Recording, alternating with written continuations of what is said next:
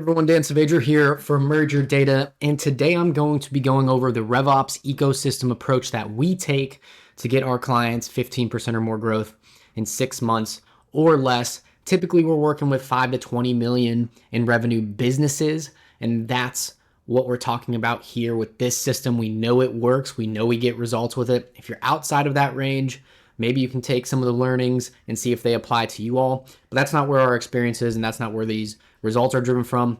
But let's get into it.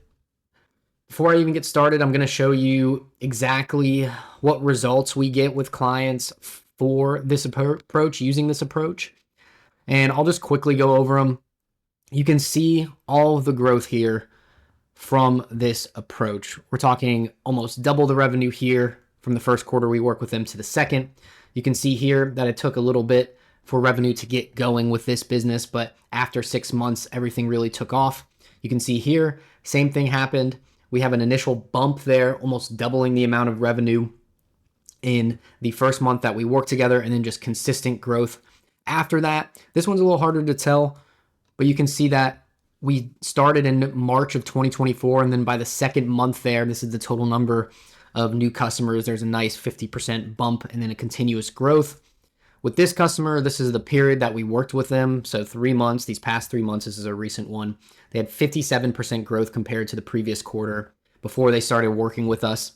So really big growth there in the last quarter. And then last but not least, we have a number of closed won deals here with another client.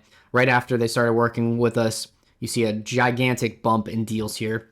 That's the beauty of Rev Ops. That's the beauty of this approach. You get to discover those opportunities that are already inside of your CRM that you were just missing before. You're doing all this hard work and you're missing opportunities that are right in front of you. So that's what we help with. That's what this system helps with. And now let's get into it. So I'm going to go through each of these sections here and tie them all together for you. We're going to start with this bottom one here. And so this is how we think of 3 different layers of the ecosystem. We have strategy, we have systems, and we have execution. And the size of these is how we estimate the time effort of each of these layers. And so the strategy layer takes the least amount of time initially. The systems layer takes more time than the strategy, and then execution takes even longer than the systems. And a lot of that doesn't have to do with complexity from a planning standpoint or from a skill standpoint. It just has to do with manpower required to execute on everything. From a strategy standpoint, you're going to have obviously the leaders of the company involved and then specific stakeholders discussing strategy. For the systems portion, we have a lot of architecture in here. And so you're dealing with architects. And then last but not least, the execution layer here, we have everyone else that is critical to the success of the organization. They do the actual work, the dirty work here of building everything, of handling the day-to-day operations and everything like that. And so this is typically your largest number of team members. The systems layer is the second largest, and then the strategy layer is the smallest. And all of these layers are critical, right? And so if we use a football analogy here, Rev Ops is like a football team, an American football team. And so you can't have 11 quarterbacks on the field to win a football game. You have to have people of different positions, different skill sets, contributing different things to the game. And so we usually like to compare strategy to the quarterback or to the offensive coordinator. They're the people who can truly bring an organization up a level, even if the rest of the team is on an average level. While the other way around with systems and execution, these are different players on the field, and they're typically not going to lift up the entire team to the next level just because of the amount of touches they have and the amount of impact and scope that they have on operations and on the ecosystem. And so that's how we like to break it down. And so the systems layer would be more like the offensive line. You need them there day in and day out, setting up the foundation of everything else going on in the game. Without a good systems layer, your quarterback won't be able to execute. And then the execution layer, which we compare to the skill positions like wide receiver and tight end, they won't be able to execute either. And so systems is foundational. It's oftentimes a thankless position. All positions can be thankless if we're going to be honest, depending on which layer you're talking to, the outside perspective and stuff like that. But then execution is your skill players. So they're the type of people who actually rack up the points. They make the big plays every once in a while. They have specific skill sets. And so they're very critical to the team as well. And so all three of these layers need to be operating together in order to have a winning team. One isn't more important than the other. They all feed into each other. If a quarterback can't have time in the pocket to throw and the offensive line lets the defense through, then strategy doesn't matter and execution doesn't matter. The skill players and the quarterback can't do anything. Now, if the quarterback's bad, then it doesn't matter how good your offensive linemen are. It doesn't matter how good the skill players are. If they're just throwing the ball 15 yards away from their skill players, or they're sitting back there for 10 seconds and not making a decision, then everything collapses. And then same with the execution players. If your running back fumbles the ball, if your wide receivers drop the ball, if they don't assist in blocking at times, then everything falls apart. And so it's the same with this Rev Ops ecosystem approach that we have. Everything interacts together, and typically time increases for each of these layers in terms of the amount of time needed to be successful. And so before we go into these individual boxes here, I want to go up to this diagram, which is critical. And it's exactly what I just talked about. We have these three layers, and each layer is a feedback mechanism to other layers. Strategy drives systems and execution, which in turn drive strategy. And so it's a constant feedback between all different layers. They don't operate in isolation. One isn't more critical than the other at any given time because they all need to work together in order to be successful. And so, as you can see, strategy feeds into systems and into execution. Systems feeds back into strategy and then into execution as well, and the same with execution.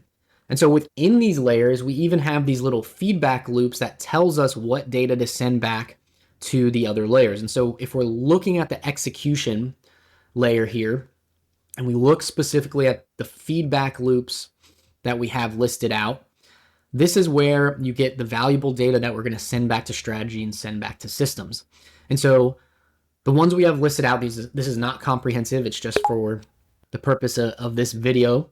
But we have value price margins loop, team adoption loop, process revenue loop, unit economics loop, success management cohort loop, and the tech stack capabilities loop. All happen on the execution level, and all that data feeds back. So let's say the value price margins loop shows that your margins are decreasing or are non-existent in the first place. Then this needs to feed back to strategy, and strategy needs to reconsider the structure of the team, the structure and pricing of the products and services that you're offering, and adjust the systems and the execution so that we get the margins where we want them to be. And so that loop is going on. The team adoption loop, if your systems are being built in order to feed into the strategy that was designed, and people are not using these tools, the execution is not there on the tools, you don't have the data, you don't have the analytics, then we need to go back to the systems layer with that, say, hey, these aren't being adopted. Why is that? That needs to feed back to the strategy layer as well. And you need to figure out a way to either redesign your systems, simplify your systems, re-strategize in terms of the training that's going to be needed and other things like that, incentives, whatever it may be. You're going to need to use that loop in order to adjust the layer. And so with this concept in mind, let's get back down into this graph here so that we can get into the individual components of each of these layers. Now that how they all interact, now that you know how these feedback loops inside of the layers go back into the layers that are connected, we can see the individual execution points within these layers. And so if I go to strategy first, we have revenue strategy and alignment, go-to-market optimization, cross-functional orchestration, process architecture, growth roadmap design, measurement frameworks, financial model alignment, customer journey architecture. All this stuff is high level, needs to be decided upon by leadership with the knowledge that they have of systems and execution currently. And then this needs to feed into the next layer here, which is the systems layer. And so with the systems layer, we have a lot of architecture, we have a lot of planning, and a lot of in between of the strategy, how that gets translated into actual day-to-day operations, and how that should be set up for the execution layer. And so we have data architecture and flow, tech stack architecture, process automation, pipeline management, reporting architecture, scoring models, revenue recognition, and CDP architecture, customer data platform architecture, if that's needed. And so this system planning will enable strategy to happen successfully, or it will not, which is a problem. And if you do it correctly, then it enables all of the execution layer tasks here. And we didn't list everything in these layers. Each of these bullet points are broken down into further sections. We exclude them from this diagram to simplify things. There's just too much to go over here from the revenue operation side. After all, revenue is the business. And if you're doing revenue operations, then you are basically the execution wing of the business. You're supposed to pull everything together, take the strategy of the CTO or of the CEO and execute that and help them execute that. The execution layer. So we have sales operations, marketing operations, CS operations, cross-functional operations, analytics, change management, and data management, all part of the day-to-day execution, all critical in actually delivering results for the business. This layer is a lot. I'm not going to go into each of these sub-bullet points here, right? But the point of this layer, like I said, it's like a skill position.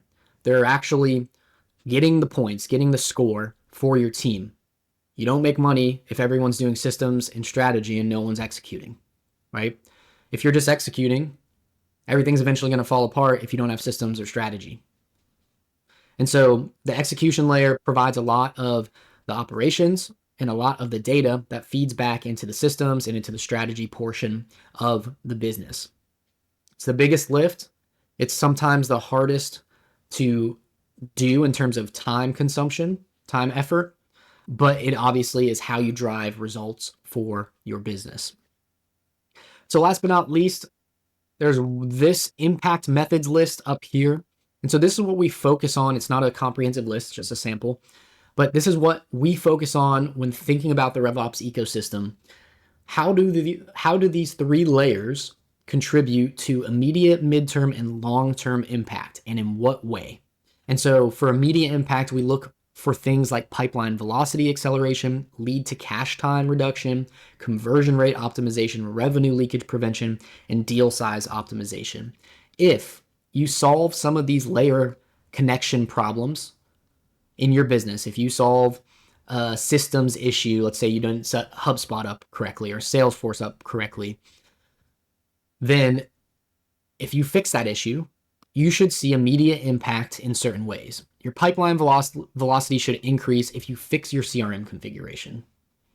If your tools aren't connected, so you're not seeing data from third-party data sets that you paid for, you're not using any type of data enrichment, you have no way to look at the quality of leads coming in, then you're going to have a negative impact on your pipeline velocity. Once you resolve these system issues, you'll be able to accelerate immediately.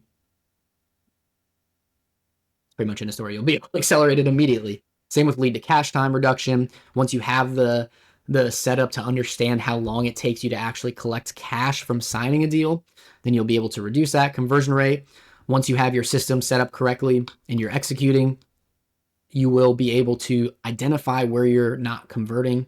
Revenue leakage, same thing. Deal size optimization. If you're trying to go up market strategically, but then your deal size is not increasing, your median deal size is not increasing, then you are in trouble. Your strategy's off because you're either not targeting the correct market, you're not focusing on cross-functional orchestration because marketing and sales and customer success aren't able to communicate the value props to a different market, and you don't have the correct growth roadmap.